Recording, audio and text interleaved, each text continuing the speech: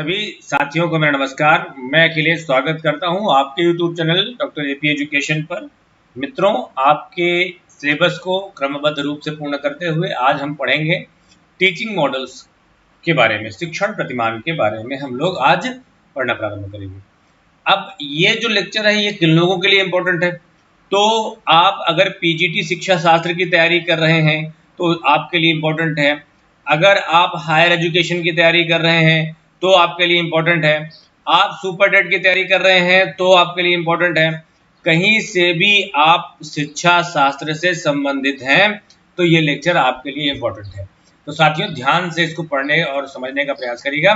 और ये मान के चलिए कि पीजीटी और हायर के लिए तो ये एकदम रामबाण है।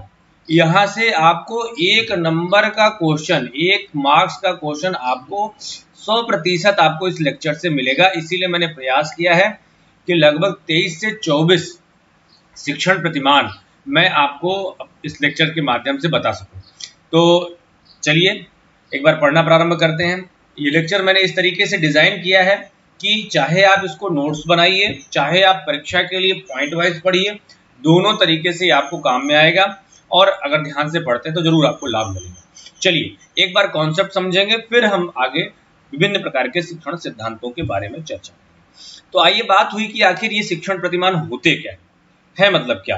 तो शिक्षण का मतलब हम जानते हैं टू डिलीवर नॉलेज, एक उद्देश्यपूर्ण प्रक्रिया है। शिक्षण मतलब पढ़ाना, और प्रतिमान का मतलब हो गया एक मॉडल, यानी एक तरीके से पढ़ाना, एक सिस्टम के आधार पर पढ़ाना। तो अब आप कहेंगे कि सर आपने इससे पहले शिक्षण सिद्धांतों की बात करी थी, तो सिद्धांत भी एक प्रकार का आधार है, उस आधार पर ही हम अपने लेक्चर को या हम अपनी टीचिंग को बेस्ड करते हैं। तो बिल्कुल सही बात है। ये जो सिद्धांत है, उन सिद्धांतों से पहले जो हम चेकिंग करते हैं कि क्या ये मेथड हमारा, क्या ये हमारा जो तरीका है ये काम करेगा या नहीं करेगा, तो ये जो चेकिंग वाला रास्ता था उसको हमने क्या नाम दिया है, वो हमारे टीचिंग मॉडल्स कहलाते हैं। जैसे आपको मैं अगर सरल भाषा में समझाऊं तो कहीं पर भी कोई भी अगर सरकार कोई योजना चालू करती है तो एक साथ संपूर्ण देश में लागू नहीं कर देती। वो क्या करती है, किसी छोटे राज्यों में कुछ जिलों से उस योजना को पायलट प्रोजेक्ट के रूप में संचालित करती है। जब देखती है उसका बढ़िया लाभ मिल रहा है तो वो फिर उसको संपूर्ण देश में लागू करती है। इसी तरीके से टीचिंग मॉडल्स है कि आगे ये क्या होंगे, अगर सफल हो गए तो आगे चल के शिक्षण सिद्धांत बनेंगे। चलिए, आपको एक फ्रेम दिमाग में आ चुका होगा, फिर हम उसको आधार बनाकर आगे चलते हैं। कहा गया क्या है ये, कि ये एक ऐसा प्रयास है या एक ऐसी व्यवस्था है, ऐसा सिस्टम है जो आगे चलकर क्या बनेंगी, जो हमें शिक्षण सिद्धांतों की ओर ले जाती है। मतलब अभी ये छोटे बच्चे हैं तो टीचिंग मॉडल है, और जब बड़ा होकर ये क्या बनेगा, तो बड़ा होकर के ये शिक्षण सिद्धांत बनेगा। इन्हें अपूर्ण शिक्षण सिद्धांत भी कहा जाता है। बढ़िया क्वेश्चन, निम्नलिखित में से किसे अपूर्ण शिक्षण सिद्धांत कहा गया? मैं ये सारे क्वेश्चन आपको बाद में कराऊंगा। तो पहली बात समझ में आ गई, ये एक ऐसे प्रयास है या एक ऐसी व्यवस्थाएं हैं जो हमें कहाँ ले जाती हैं, जो हमें शिक्षण सिद्धांतों की ओर ले जाती हैं। और इन्हें ही हम क्या कहते हैं, इन्हें ही हम अपूर्ण शिक्षण सिद्धांत कहते हैं। विद्वानों के विचार लें तो विद्वानों के विचारों पर आधार कहा कि एच.सी. वील्ड के अनुसार अगर हम कहें तो कहता है एच.सी. वील्ड की प्रतिमान किसी आदर्श के अनुरूप व्यवहार को ढालने की प्रक्रिया को कहा जाता है। ठीक है, हमारी बात ये पहले ही दिमाग में बैठ चुकी है कि हम किसी भी एक आधार को हम रखेंगे और उस आधार पर बात करेंगे। इसी तरीके से सामान्यतः अगर हम कहें कि शिक्षण प्रतिमान क्या है, तो शिक्षण सिद्धांत विकसित करने की ओर पहला कदम है। Teaching models is the way of thinking about teaching. शिक्षण के लिए सोचने से पहले हम एक जिस मॉडल को दिमाग में लाते हैं उसे हम शिक्षण प्रतिमान कहते हैं। ठीक है, अगली परिभाषा जो लिखी हुई है वो पाउल डी एगन की है। इसको देख करके हम आगे बढ़ जाएंगे। कहा गया कि विशिष्ट अनुदेशनात्मक लक्ष्यों की प्राप्ति के लिए, विशिष्ट अनुदेशनात्मक लक्ष्य मतलब क्या है, ये कठिन सा शब्द है, सरल भाषा में समझो कि हम चाहते हैं कि आज बच्चे ग्लोबल वार्मिंग के बारे में समझ जाएंगे। यानी हमारा लेक्चर जो है वो उसकी बात चल रही है कि विशिष्ट अनुदेशनात्मक लक्ष्यों की प्राप्ति के लिए कोई निर्मित उपचारात्मक शिक्षण व्यूह रचनाएं, क्या कहा गया, शिक्षण व्यूह रचनाएं या शिक्षण नीतियां ही प्रतिमान कहलाती हैं।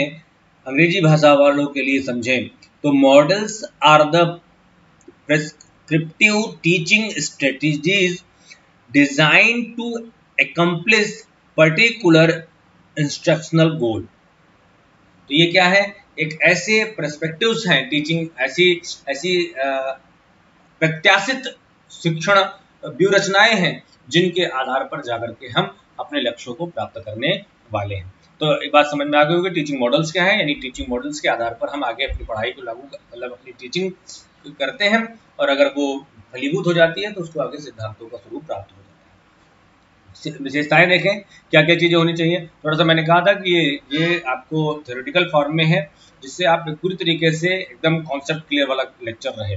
तो कहा गया शिक्षण प्रतिमान क्या है कि छात्रों एवं शिक्षकों के मध्य अंतःक्रिया को निर्देशित करता है, शिक्षकों के लिए गाइड का कार्य करता है, ये किसी न किसी दर्शन से प्रभावित होता है।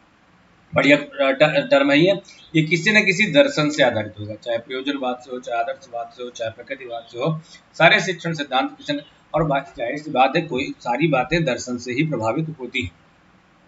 प्रत्येक प्रतिमान कुछ निश्चित शिक्षण सूत्रों का प्रयोग करते हैं, जैसे ज्ञात से अज्ञात, स्थूल से सूक्ष्म। ये सारी बातें आपको तब समझ में आती है जब लिखा होता है कि निम्नलिखित में से क्या सही है। तो ये सारी बातें सही हैं, इनके अलावा जो लिखा होगा वो गलत लिखा होगा। जैसे लिखा होगा प्रत्येक प्रतिमान किसी निश्चित शिक्षण सूत्रों का प्रयोग नहीं करता, ये क्या है, ये बात गलत है।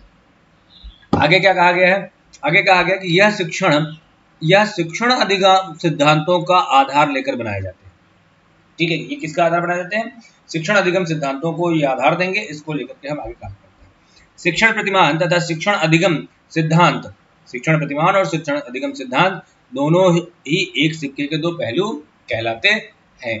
प्रत्येक शिक्षण प्रतिमान बताता है कि अनुदेशन अनुक्रम के पश्चात छात्र क्या परफॉर्म करने वाले हैं। ये सामान्य सी बातें, इनको फटाफट हम लोग खत्म कर लेते हैं। प्रतिमान की एक निश्चित व्यवस्था होती है, एक निश्चित मैकेनिज्म होता है, जाहिर सी बात है। शिक्षण को ये कला के रूप में विकसित करने में एक सहायता देते हैं। शिक्षण प्रतिमान क्या करते हैं, सीखने के अनुभवों के लिए वास्तविक और व्यवहारिक रूपरेखा प्रदान करते हैं। ठीक है, तो ये सारी बातें शिक्षण प्रतिमानों की विशेषताएं हैं कि ये शिक्षक छात्र के मध्य होगा, शिक्षकों के लिए गाइड होगा, किसी न किसी दर्शन से प्रभावित होगा, किसी न किसी शिक्षण सूत्र का ये प्रयोग करेगा, और ये शिक्षण सिद्धांतों को आधार लेकर बनेगा। किसी ये छात्र आगे क्या परफॉर्म करने वाले इसके बारे में भी ये बता देता है, और ये निश्चित एक पर्टिकुलर मैकेनिज्म के रूप में काम करता है, और ये टीचिंग को एक आर्ट के रूप में विकसित करता है। और ये शिक्षण के अनुभवों को जो भी प्राप्त होने वाला बच्चों को सही नॉलेज है, वास्तविक नॉलेज है, उसको वास्तविक और व्यवहारिक रूपरेखा में आगे बढ़ाने का काम करता है। कोई भी टीचिंग मॉडल होता है तो उसके कितने आधारभूत तत्व होते हैं उसको बात करके हम फिर आपको विभिन्न शिक्षण प्रतिमानों के बारे में बताते हैं। कहा गया कितने तत्व हैं, तो प्रत्येक शिक्षण प्रतिमान में मुख्यतः 4 आधारभूत तत्व होते हैं। कितने तत्व होते हैं, 4। एक क्वेश्चन आपका, शिक्षण प्रतिमान में कितने तत्व होते हैं, तो 4 आधारभूत तत्व होते हैं। पहला, कोई ना कोई लक्ष्य होगा, उस लक्ष्य को प्राप्त करने की कोई ना कोई संरचना बनाई जाएगी। अब शिक्षण एक सामाजिक प्रक्रिया है, तो इसमें प्रत्येक पक्ष को ध्यान में रखते हुए उस विचार पर बात होगी, और क्या सीखा गया, क्या लाभ हमें, कितने उद्देश्यों की प्राप्ति हुई, उसके लिए हम मूल्यांकन करें। चलिए देखते हैं। कहा गया लक्ष्य क्या है, एक निश्चित उद्देश्य अवश्य होता है और जिसे उस प्रतिमान का केंद्र बिंदु कहा जाता है। आगे विभिन्न सिद्धांत हैं, विभिन्न प्रतिमान है, जिसमें कोई बच्चों की स्वाध्ययन पर बात करेगा, कोई बच्चों के प्रैक्टिकल पर बात करेगा, कोई इंक्वायरी मॉडल की बात करेगा, तो तमाम सारी बातें हैं, उसको हम देखेंगे। तो प्रत्येक का एक उद्देश्य है, और वही उद्देश्य क्या है, उस प्रतिमान का केंद्र बिंदु कहलाता है। अब इस उद्देश्य को प्राप्त करने की संरचना से क्या मतलब हुआ कि जो भी हम शिक्षण की प्रक्रियाएं और नीतियां, हमारी युक्तियां और जो भी प्रोसेस है टीचिंग का, उसको हम एक क्रमबद्ध रूप से कर लें, जिससे हमें क्या प्राप्त हो, एक वांछित उद्देश्य निर्धारित समय में प्राप्त हो सके। अब तीसरी बात है कि प्रत्येक प्रणाली क्या है, प्रत्येक प्रतिमान ये मानकर चलता है कि टीचिंग क्या है, कक्षा एक समाज है, और उस समाज के नियंत्रण और सुधार के लिए हमें कोई ना कोई निश्चित प्रकार की एक सामाजिक प्रणाली अवश्य विकसित करनी चाहिए, जिससे शिक्षण व्यवस्था सुचारू रूप से संचालित हो सके। तीसरा बात क्या कहा गया कि मूल्यांकन। अब मूल्यांकन हम जरूर करते हैं कि हमारा जो लेक्चर था वो कितना उपयोगी रहा, इसकी जांच करने के लिए, सुधार करने के लिए और परिवर्तन लाने के लिए ही हम मूल्यांकन प्रणाली का प्रयोग करते हैं। ठीक, तो 3 बातें आपने पढ़ी कि आखिर what is teaching model and what is main characteristic of teaching models and what is the structure of teaching model. ठीक, तो ये 3 बातें हम लोगों ने ध्यान रखी। अब विभिन्न प्रकार के शिक्षण सिद्धांतों को मैं आपको फटाफट बता करके लेक्चर कंप्लीट करता हूँ। विषय है शिक्षण प्रतिमानों का वर्गीकरण। तो सभी प्रकार के शिक्षण प्रतिमानों को हम 3 भागों में वर्गीकृत करते हैं। एक हमारा है ऐतिहासिक, दूसरा हमारा है मनोवैज्ञानिक और तीसरा हमारा है आधुनिक। ठीक है, सभी प्रकार के शिक्षण सिद्धांतों को हम 3 वर्गों में विभाजित करते हैं। पहला ऐतिहासिक, दूसरा मनोवैज्ञानिक और तीसरा हमारा है आधुनिक। तो इनमें इनके अंतर्गत हम इन चीजों को देखते हैं। अब प्रतिमान आप जान चुके हैं, मैं बार बार अब नहीं बताऊंगा कि ये क्या है, एक व्यवस्था है, उस व्यवस्था के अनुरूप ही हम काम को आगे बढ़ाएं। तो अब ऑनलाइनर के रूप में इसको हम देखने का प्रयास करें। सबसे पहला हमारा कौन सा है, सुकरात का प्रतिमान क्या है, तो प्रश्नोत्तर प्रणाली के माध्यम से। तो प्रश्नोत्तर प्रतिमान किसका है, सुकरात का, हम सब जानते हैं प्रश्नोत्तर प्रणाली। दूसरा है परंपरागत मानवीय, माननीय नहीं है, मानवीय, ठीक, मानवीय शिक्षण प्रतिमान, परंपरागत मानवीय शिक्षण। तो परंपरागत मानवीय शिक्षण क्या है कि अच्छी चीज की हम प्रशंसा करते हैं, बुरी चीज की हम भर्त्सना करते हैं। तो यही बात आगे। परंपरागत मानवीय शिक्षण प्रतिमान के प्रवर्तक कौन है, ब्राउडी साहब। क्या है इनका केंद्र बिंदु, तो इनका कहना है कि अच्छी चीज की प्रशंसा और बुरी चीज की भर्त्सना, ये इनका केंद्र बिंदु है कि बच्चों की अच्छी चीजों का प्रोत्साहन देना चाहिए। तीसरा ऐतिहासिक है व्यक्तिगत विकास प्रतिमान, स्वयं का विकास। तो स्वयं का विकास, जब आपको मैंने प्रकृतिवाद पढ़ाया था, तो आत्मानुभूति और आत्म अभिव्यक्ति, ये 2 बातें यहाँ पर ध्यान रखती है।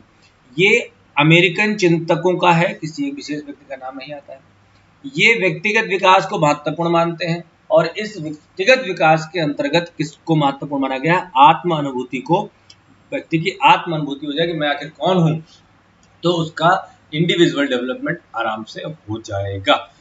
दूसरी बात अगर हम करें तो ऐतिहासिक में आपने देख लिया सुकरात यानी प्रश्नोत्तर प्रतिमान सुकरात, आपका परंपरागत मानवीय प्रशिक्षण प्रतिमान ब्राउडी, व्यक्तिगत विकास प्रतिमान अमेरिकन चिंतक। मनोवैज्ञानिक शिक्षण प्रतिमानों की अगर हम बात करें तो देखते हैं सबसे जबरदस्त क्वेश्चन आपका और मोस्ट इंपॉर्टेंट जिसे कहते हैं आपका बुलडोजर क्वेश्चन है ना, मौलिक शिक्षण प्रतिमान, बेसिक टीचिंग मॉडल। आपको कई बार ये पूछा जा चुका है, बेसिक शिक्षण प्रतिमान, ठीक है। इसको हिंदी में भी इसी तरीके से लिखा होगा, मौलिक शिक्षण प्रतिमान लिखा हो, चाहे बेसिक शिक्षण प्रतिमान लिखा हो, चाहे बेसिक टीचिंग मॉडल लिखा हो। दिया किसने है, तो रॉबर्ट ग्लेसर ने दिया। किसने दिया है, रॉबर्ट ग्लेसर। मौलिक शिक्षण प्रतिमान रॉबर्ट ग्लेसर। अब ये क्वेश्चन पीजीटी में आया था। अब जीआईसी में कौन सा क्वेश्चन आया था, क्वेश्चन आया था कि शिक्षण मौलिक शिक्षण प्रतिमान में निम्नलिखित में से कौन कौन से पक्ष होते हैं। तो चलो देखते हैं, दोनों प्रश्नों का जवाब आपको यहाँ से मिल जाएगा। तो मौलिक शिक्षण प्रतिमान के प्रवर्तक है रॉबर्ट ग्लेसर महोदय। इस प्रतिमान का केंद्र बिंदु क्या है, तो कहा गया कि बच्चों में पूछताछ की क्षमता का विकास करना। बच्चों में क्या विकसित करना, पूछताछ की क्षमता का विकास करना, दूसरा क्वेश्चन। तीसरा कि इस प्रतिमान के कितने पक्ष हैं, तो निम्नलिखित में से कौन सा पक्ष नहीं है, तो ध्यान में रखना कौन सा पक्ष है, अनुदेशात्मक उद्देश्य, पूर्व व्यवहार, अनुदेशात्मक प्रक्रिया और निष्पत्ति का मूल्यांकन, इंस्ट्रक्शनल ऑब्जेक्टिव, प्री बिहेवियर और instructional process and performance evaluation. ये 4 स्टेप आपके हो गए। बहुत इंपॉर्टेंट है बेसिक टीचिंग मॉडल, ध्यान से पढ़िएगा। ठीक, तो 3 क्वेश्चन वहां से बने कि पहला प्रवर्तक कौन है, रॉबर्ट ग्लेसर, आधार क्या है, विद्यार्थियों में पूछताछ की क्षमता का विकास करना, कितने पक्ष हैं, 4 पक्ष हैं, ठीक, कौन कौन से आपने देख लिया, उद्देश्य, पूर्व व्यवहार, प्रक्रिया और मूल्यांकन। ठीक, ये आपका। दूसरा पढ़ते हैं मनोवैज्ञानिक में कंप्यूटर आधारित प्रतिमान, कंप्यूटर बेस्ड। तो इस पर आप स्किनर मत जाइएगा, स्किनर साहब दूसरा मामला है इनका, ठीक है। तो कंप्यूटर आधारित शिक्षण प्रतिमान के प्रवर्तक कौन है, तो लॉरेंस स्टुलोरो और डेनियल डेविस। याद कर लेना बिल्कुल, ऐसे कॉपी पे एक तरफ प्रतिमान लिख लो, एक तरफ प्रवर्तक लिख लो, और इसे ऐसे छुपा करके याद कर लेना, पूरा एकदम याद होना चाहिए। कंप्यूटर आधारित प्रतिमान लॉरेंस स्टुलोरो और डेनियल डेविस। शिक्षण और निदान दोनों क्रियाएं होती हैं इनके प्रतिमान में। शिक्षण पूर्ण और शिक्षण पक्ष दोनों पर ध्यान दिया जाता है। यहाँ पर शिक्षक का स्थान किसको प्राप्त हो जाता है? यहाँ पर शिक्षक का स्थान कंप्यूटर को प्राप्त हो जाता है। चलिए तीसरा देखते हैं, विद्यालय अधिगम प्रतिमान teaching model of school learning. प्रवर्तक कौन है इसके? करोल हैं। छात्रों को अध्ययनार्थ पूर्ण समय और अवसर प्रदान किया जाता है इस शिक्षण प्रतिमान में। और शिक्षण के तीनों पक्ष, शिक्षण के पक्ष मैं आपको पढ़ा चुका हूँ, शिक्षण के तीनों पक्ष, पूर्व पक्ष, शिक्षण पक्ष और उत्तर पक्ष, यानी तैयारी और अंतःक्रिया और उसके बाद इवैल्यूएशन, ये तीनों पार्ट पर ध्यान दिया जाता है। चौथा हमारा कौन सा है? अंतः प्रक्रिया प्रतिमान। ठीक है, तो N interaction model of teaching, बहुत इंपॉर्टेंट, ये भी इंपॉर्टेंट है अलग तरीके से। ठीक है, ये ऐसे ही पूछा जाता है, अंतः क्रिया प्रतिमान किसने प्रस्तुत किया? तो फ्लैंडर्स।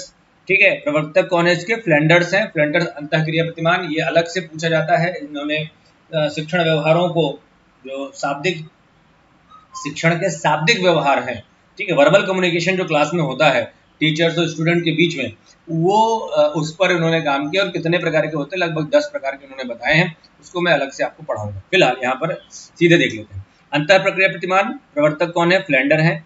अंतः क्रिया यानी क्लासरूम कम्युनिकेशन पर बात होती है। कितने पक्ष हैं? 4 पक्ष हैं। उद्देश्य, पूर्व व्यवहार, प्रस्तुतिकरण और मूल्यांकन।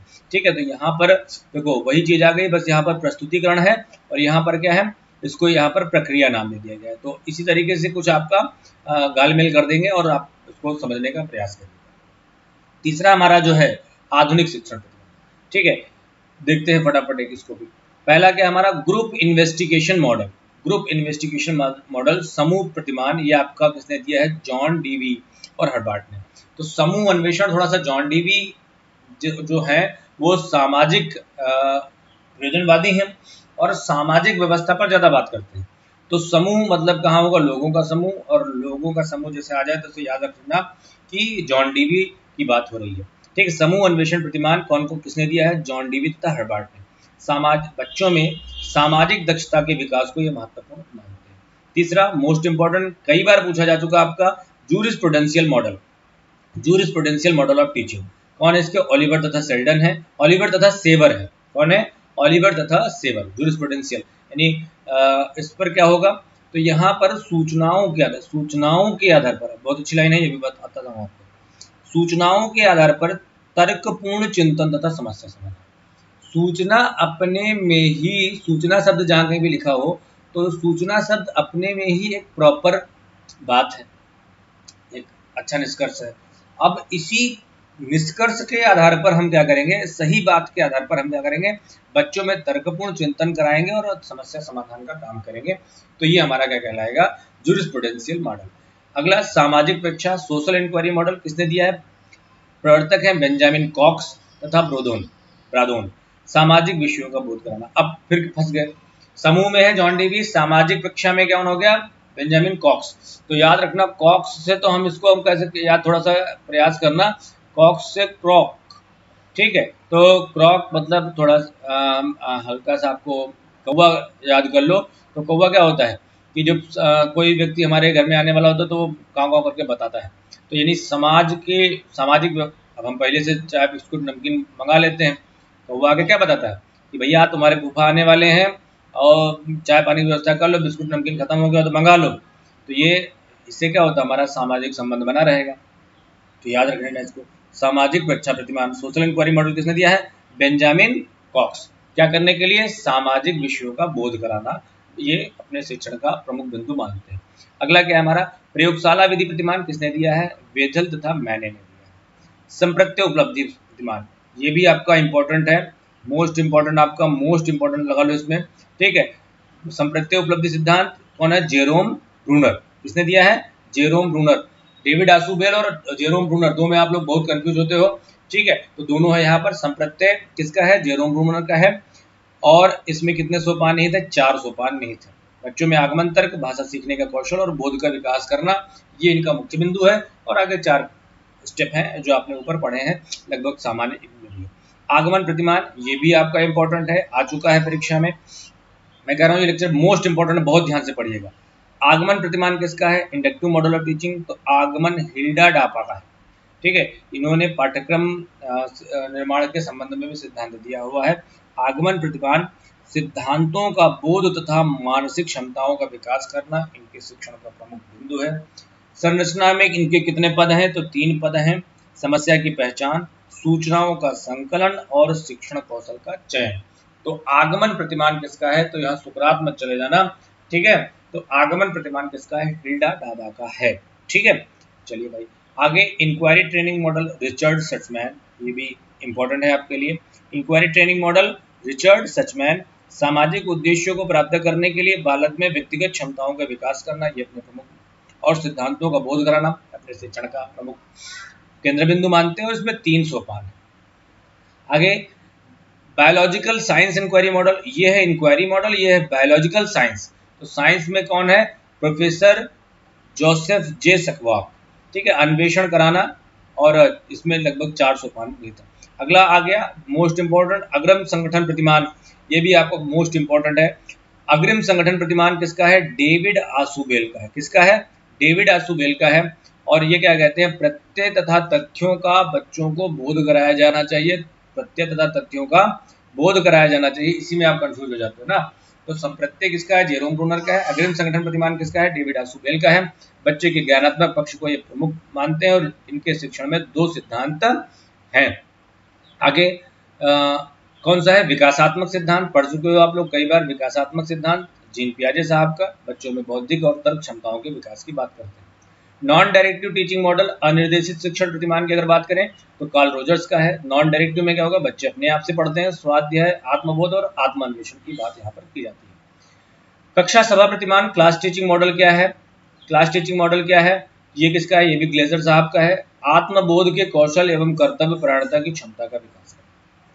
सृजनात्मक शिक्षण प्रतिमान किसने दिया है? प्रवर्तक इसके विलियम गॉर्डन है। समस्या समाधान के लिए बच्चों में सृजनात्मक क्षमताओं के विकास को ये प्रमुख केंद्र बिंदु मानते हैं। अभिज्ञान प्रतिमान, अवेयरनेस टीचिंग मॉडल क्या है? प्रवर्तक इसके कौन है? प्रवर्तक इसके हैं W.S. फिट साहब। मानव के संबंध में को जानकारी हो, ये इनके शिक्षण का केंद्र बिंदु है, ठीक है। संप्रत्यय प्रणाली, अब देखो यहाँ पर आ गया मामला, ये कौन सा है? संप्रत्यय उपलब्धि, ठीक है। और ये क्या है? संप्रत्यय प्रणाली, कॉन्सेप्चुअल सिस्टम, ठीक। और वो क्या है? संप्रत्यय उपलब्धि है। संप्रत्यय प्रणाली किसने दिया है? डेविड एफ हंट ने दिया है, जो ये व्यक्तित्व के विकास को अपना केंद्र बिंदु मानते हैं। और आखिरी बात करी जाए तो सक्रिय अनुकूलन सिद्धांत किसने दिया है?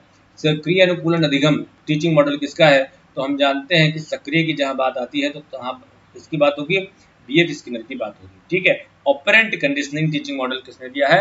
तो इसके प्रवर्तक हैं हमारे B.F. स्किनर साहब, और जो बच्चों की व्यक्तिगत विभिन्नताओं के आधार पर ज्ञानात्मक पक्ष के विभिन्न निम्न स्तरीय उद्देश्यों को प्राप्त करने की बात करते हैं, ठीक है। यानी व्यवहार में वांछित परिवर्तन लाने की बात करते हैं।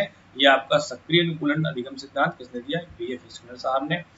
ध्यान से सारी चीजों को देख लीजिएगा। समूह अन्वेषण, John Dewey Herbert. Jurisprudential, Oliver तथा सेवर। सामाजिक कक्षा, बेंजामिन कॉक्स। प्रयोगशाला विधि, वेथल तथा मैने। संप्रत्यय उपलब्धि, जेरोम ब्रूनर। आगमन प्रतिमान, हिल्डा डाबा।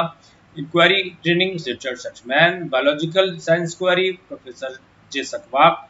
अग्रिम संगठन प्रतिमान, डेविड आसुबेल। विकासात्मक प्रतिमान, जीन पियाजे। Non directive teaching model, Carl Rogers. और class meeting teaching model, Robert Glasser. सृजनात्मक शिक्षण प्रतिमान, विलियम गॉर्डन। और awareness teaching model, W.S. Fitz.